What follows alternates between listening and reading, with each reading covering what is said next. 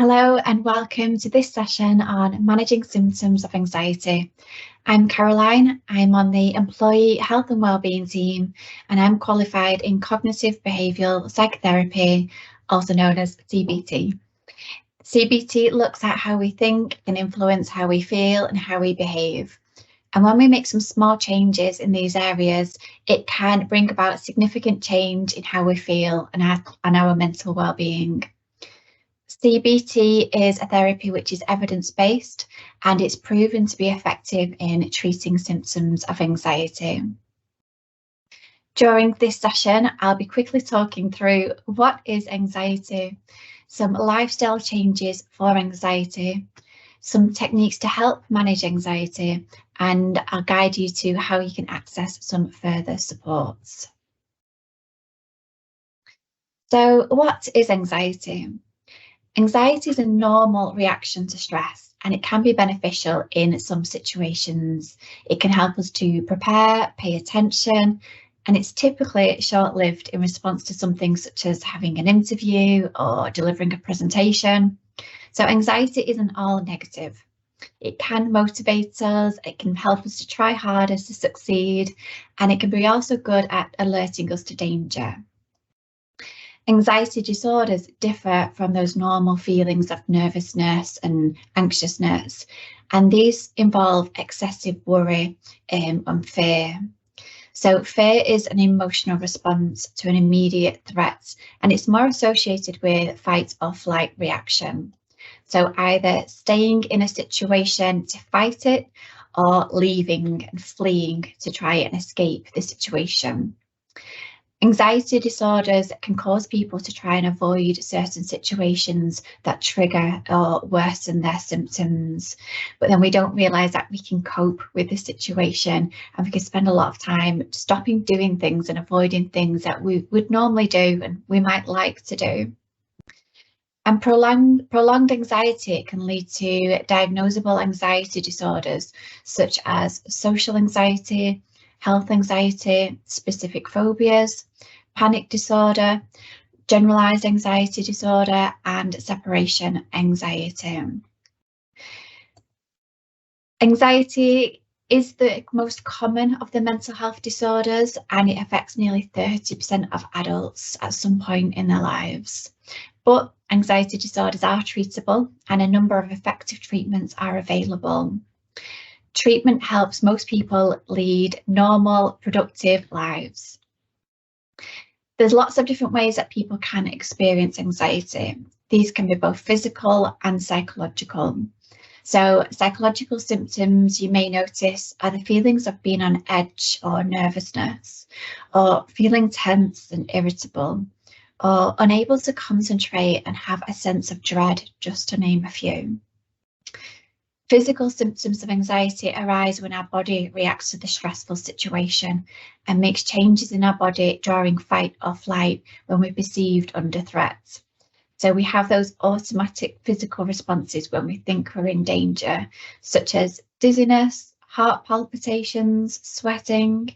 It can be really uncomfortable and really unpleasant. And people can feel this on a day-to-day basis. Fight or flight works so well, though, that it can often kick in when it's not necessary. So when we think we're in danger, this is enough to trigger those responses. So when we're in this heightened state of anxiety, we can often go into scanning mode and become hypervigilant, searching for our environments for danger, and that can contribute to those feelings of being on edge. These responses may have been helpful hundreds of years ago to help keep ourselves safe, but often nowadays we're not under any threat. It's the way that we're perceiving situations which is triggering this response within our bodies. So in managing anxiety, it can be helpful to maintain your well-being. So when demands are high in life, whether it's at work or at home, or maybe both, we tend to give everything to the demand and we stop doing the things which are good for us and are beneficial to our well-being. So it can be helpful to plan your week in a way that involves balance between activities, things which you enjoy, activities where you gain a sense of achievements, activities that help you feel connected to other people. So ensure that you plan time for you to have downtime to rest, recharge, and practice self-care. There's various different lifestyle changes to help manage anxiety. I won't go through all of them now, but just to point out a few of them. So looking after our physical well-being has such a positive influence on our mental well-being. This could be walking, gardening, dancing around the kitchen, whatever you prefer. But when you're moving, you're releasing positive endorphins, which can help influence how you feel. It can also help improve sleep. So even going for a 20-minute walk with a dog can help boost your mood and can relieve symptoms of stress and tension. Also, just being mindful of caffeine. So having too much caffeine can contribute to those feelings of being on edge. So caffeine is a stimulant which may give you quick bursts of energy, but then it can lead to feelings of anxiety. And it's in our body for several hours, so it can also impact our sleep. And we want to make sure that we're getting that good quality sleep so that we can see things from a clear perspective rather than being heightened and seeing things from a more irrational point of view. So try avoiding drinks which are highly caffeinated and switching to decaf tea or coffee. Even after lunchtime, just try and avoid some caffeinated drinks. It can also be helpful as well to set a good morning routine. So it's believed that your minds are most susceptible in the morning. So if you're starting your day with a strong caffeinated drink, maybe watching the news, which can often be scary, and there's so much that we can't control what's going on across the world. If you're rushing around, then that's going to set your day off to a bad start. So just try to take things a bit slower, maybe listen to some calming, peaceful music, doing some mindfulness if you can do, just spending just a few minutes just to set you up for your day. There's various different techniques that can also help manage anxiety. So there's grounding techniques. So if you do notice your heart palpitating, you might be feeling nervous and on edge, just try a technique such as the 5, 4, 3, 2, 1 technique. So this is where you notice 5 things that you can see and just label them in your mind as you notice them. Then notice 4 things that you can hear. So just spend a few moments listening out for those sounds. Then 3 things that you can smell or taste. Then 2 things that you can feel. So it might be your feet in your socks, or it might be the chair beneath you. Just notice 2 things that you can feel. And then end with 1 deep breath. And that can be helpful in just calming us, grounding us into the present moments. There's also different mindfulness techniques that you can try. So mindfulness is where you learn to be more present, noticing what's going on in your mind, your body, and the surroundings without expressing judgments. It can help you to become more self-aware, feel calmer, less stressed, and also help you learn to be able to cope with difficult or unhelpful thoughts.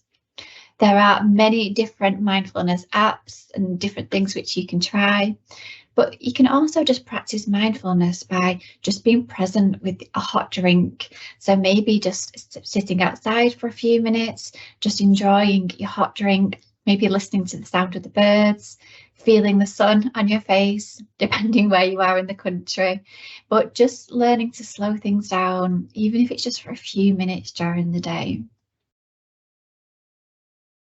Within the Teams app, you'll also notice on the left-hand side, there are 3 dots. If you click on there, that'll take you to Viva Insights. Within Viva Insights, there's a wellbeing hub, and there's different headspace techniques that you can try. There's ones on body scans, there's ones on breathing, so just really slowing your breathing down, which can help regulate yourselves. There's ones on just a couple of minute sessions if you're feeling stressed. So maybe you've got an interview or you're presenting, you can just head over there and just try a few of those, which can help manage symptoms of Okay, so sometimes our thinking can be unhelpful and we can catastrophize, we can blow things out of proportion, we can mind read where we think we know what someone's thinking, but actually we have no evidence for that. And these are known as unhelpful thinking styles, cognitive distortions, and we all do them. It's normal.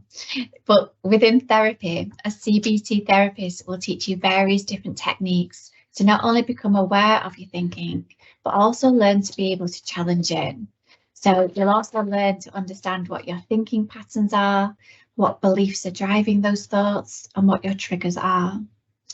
Within therapy, you'll also learn how to use different worksheets where you put in pen to paper and you can see your thinking in black and white, which can be really helpful to see things from a clearer perspective. So you'll learn to look at, is there any evidence for your thinking? What evidence is there against your thinking? To notice whether you're being more negative or maybe more positive, and to question, are there any alternative thoughts that might be more helpful or more realistic?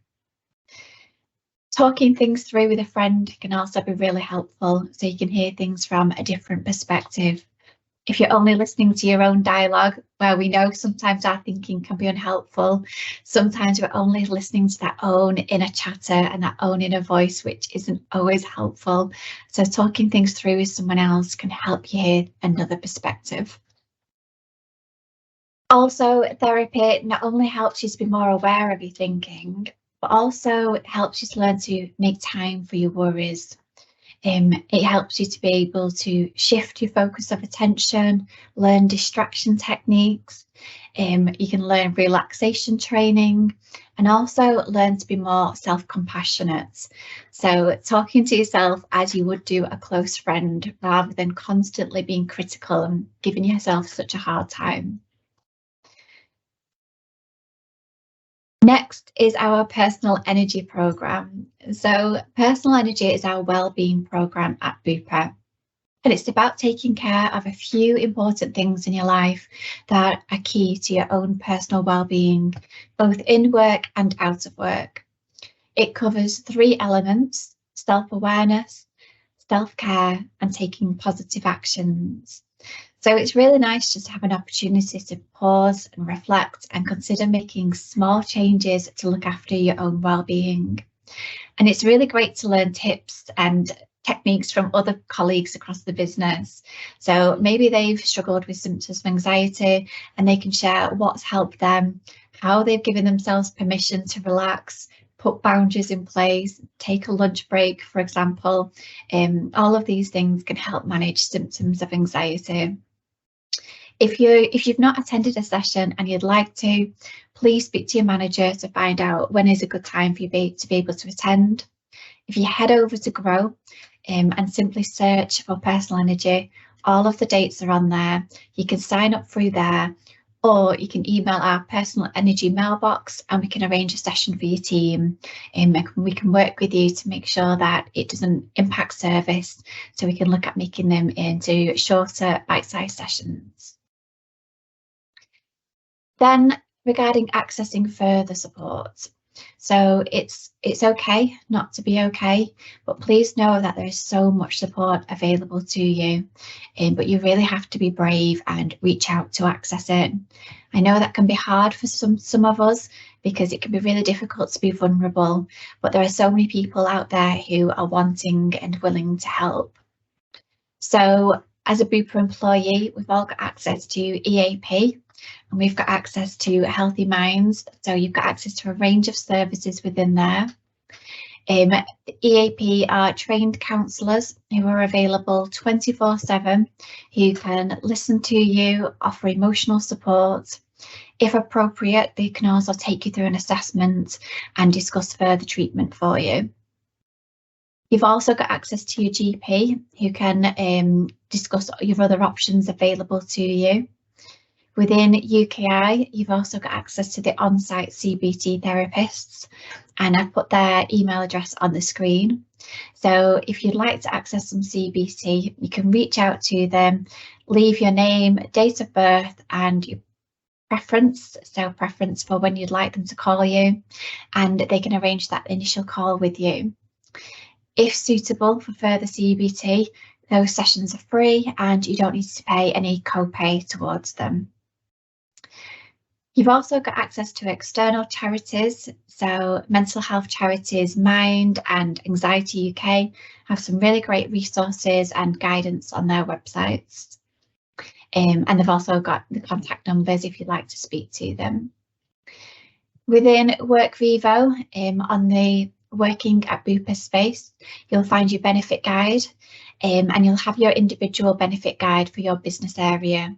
So you'll see in there it's full of additional services, including the family mental health line.